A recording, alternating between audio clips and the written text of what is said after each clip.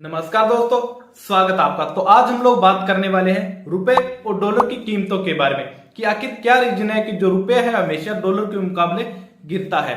जनवरी 2022 के अंदर जो रुपए की कीमतें थी वो थी 74 रुपए में $1 आता था, लेकिन अगर आज की बात करते हैं तो आज जो डॉलर की कीमतें हैं वो 81 रुपए के करीब पहुंच चुकी है। आखिर क्या रीजन है कि जो डॉलर है हमेशा ही रुपए के मुकाबले मजबूत रहता है और जो रुपए है वो डॉलर के मुकाबले वीक रहता है। तो आज हम लोग इसी के बारे में बात करने वाले हैं। तो चलिए हम लोग वीडियो की शुरुआत करते हैं। रुपया जो है इसके गिरने का मतलब है कि जब भी हम बाहर की कंट्री से कोई सामान खरीदते हैं तो हम तब वो रुपए में पे नहीं करते, बल्कि हम किस में पे करते हैं, डॉलर में पे करते हैं। आज जो है इंडियन करेंसी है वो डॉलर के मुकाबले कमजोर होती जा रही है। यानी कि अगर आज हम लोग अमेरिका या रूस से कोई सामान खरीदते हैं तो अब हमें पहले के कंपैरिजन में ज्यादा पैसे खर्च करने होंगे, क्योंकि अब जो डॉलर जो है इसकी कीमतें बढ़ी है तो हमारा जो आयात है उतना ही होगा, लेकिन हमें जो पैसे है वो ज्यादा खर्च करने होंगे। चलिए इसे एक एग्जांपल से समझते हैं कि जो रुपए का गिरना है वो इंडिया के लिए कितनी बड़ी प्रॉब्लम है। मान लीजिए कि आपको कोई सामान इंपोर्ट करने के लिए $1 लाख पे करने थे। इस साल की शुरुआत के अंदर $1 की कीमत थी 75 रुपए थी। तब अगर हम उस सामान को इंपोर्ट करते हैं तो हमें उस सामान के लिए 75 लाख रुपए जो है पे करने होते। लेकिन अगर बात करते हैं आज की, तो आज जो है $1 की जो कीमत है 81 रुपए तक पहुंच चुकी है। और अगर आज वो सामान हम लोग इंपोर्ट करते हैं तो उसी सामान को इंपोर्ट करने के लिए हमें 81 लाख रुपए पे करने होंगे। यानी कि अब हमें पहले की बजाय 5 लाख रुपए इसका लॉस हुआ है। ये तो हमने $1 लाख के हिसाब से देखा है, लेकिन जो इंडिया है अपना एक्सपोर्ट और इंपोर्ट जो है वो करोड़ों डॉलर के अंदर करता है। तो अब आप अंदाजा लगा सकते हैं कि रुपए की वैल्यू जो है गिरने से इंडिया को कितना ज्यादा नुकसान होता है। अब समझते हैं कि एक्सचेंज रेट कैसे काम करती है। अलग अलग देशों की अपनी अलग अलग करेंसी होती है। जैसे इंडिया की रुपया, इंग्लैंड की यूरो, अमेरिका का डॉलर है। मान लीजिए कि हमें अमेरिका से कुछ खरीदना है या फिर वहां पर घूमने के लिए जाना है, तो इसके लिए हमें अमेरिका के डॉलर की जरूरत होगी और वहां पर हमें डॉलर खरीदना होगा। हम अमेरिकी डॉलर को खरीदने के लिए इंडियन रुपए देंगे और जिस दर से हम इंडियन रुपए उनको देंगे, जिस रेट पर उनको इंडियन रुपए देंगे, वही क्या है, एक्सचेंज रेट होती है। यानी कि रुपए के बदले अमेरिकी डॉलर को खरीदना। एक्सचेंज रेट हमेशा एक जैसी नहीं रहती है, इसमें चेंजेस होते रहते हैं। ये जरूरी नहीं है कि $1 खरीदने के लिए जितने रुपए हमें 6 महीने पहले देने पड़े थे आज भी उतने ही देने पड़ेंगे। इसमें उतार चढ़ाव होते रहते हैं। एक्सचेंज रेट कम भी हो सकती है और ज्यादा भी। एक्सचेंज रेट ये 3 तरह की होती है: fix exchange rate, floating exchange rate, managed exchange rate. Fix exchange rate होती है वो सरकार के द्वारा फिक्स की जाती है। फ्लोटिंग एक्सचेंज रेट ये करेंसी की डिमांड और सप्लाई पर डिपेंडेड है कि अगर मार्केट के अंदर डॉलर की डिमांड ज्यादा है और उसकी सप्लाई कम है तो उसकी जो प्राइस है डॉलर की वो अपने आप बढ़ेगी। जब मार्केट के अंदर डॉलर की कीमतें बढ़ती है तो रुपए की जो वैल्यू है तो वो अपने आप ही कम हो जाती है।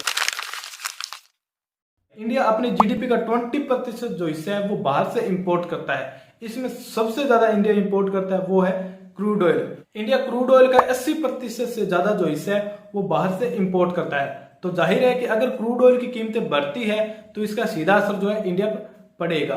रशिया और यूक्रेन के बाद जो क्रूड ऑयल की कीमतें बढ़ी हैं, इसके कारण जो इंडियन करेंसी है इस पर इसका सीधा असर हमें देखने को मिला। दिसंबर 2021 के अंदर क्रूड ऑयल की कीमतें $75 प्रति बैरल के हिसाब से थी, लेकिन आज सितंबर 2022 के अंदर क्रूड ऑयल की कीमतें $85 प्रति बैरल के हिसाब से हो गई। अमेरिकी बैंक ने अपनी ब्याज दरें जो है वो बढ़ा दी है, जिसके कारण इंडिया के अंदर जो इन्वेस्टर्स थे उन्होंने पैसा लगाया था वो अपना पैसा मार्केट से निकाल रहे हैं और वो पैसा अमेरिका के अंदर इन्वेस्ट कर रहे हैं, क्योंकि वहां पर उनको ज्यादा प्रॉफिट होगा।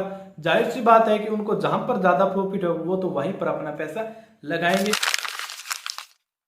ऐसा नहीं है कि इंडिया का जो रुपया था वो हमेशा से ही कमजोर था। 1947 के अंदर $1 के बराबर था, लेकिन अंग्रेजों के जाने के बाद जो इंडियन इकोनॉमी थी वो एक गरीब इकोनॉमी बन चुकी थी और सरकार ने नई योजनाओं को लागू करने और इंडिया को डेवलपमेंट करने के लिए बाहर के जो देश थे उनसे ऋण लिया, इसके कारण रुपए की वैल्यू गिरती चली गई। उसके बाद 1962 के अंदर भारत चीन युद्ध, 1965 के अंदर भारत पाकिस्तान युद्ध होता है, जिसके कारण जो इंडिया की जो प्रोडक्शन वैल्यू थी वो घटने लगी और जो इन्फ्लेशन है इंडिया के अंदर वो डे बाय डे बढ़ती चली गई। इसके बाद गवर्नमेंट ने इन्फ्लेशन पर कंट्रोल करने के लिए और जो फॉरेन कंपनियां हैं वो भारत में ज्यादा से ज्यादा आकर इन्वेस्ट करें, इसको बढ़ावा देने के लिए 1966 के अंदर अपनी करेंसी का डिवैल्यूएशन कर दिया, जिसके बाद अब रुपए की कीमत जो थी $1 बराबर $7 तक पहुंच गई थी। 1984 के अंदर पीएम इंदिरा गांधी की हत्या हो जाती है और जिसके बाद फॉरेन जो कंपनियां थी उनका भारत के लिए विश्वास कम हुआ, क्योंकि कोई भी अपना पैसा वहीं पर लगाएगा जहां पर रिस्क कम हो। इस टाइम में इंडियन इकोनॉमी के अंदर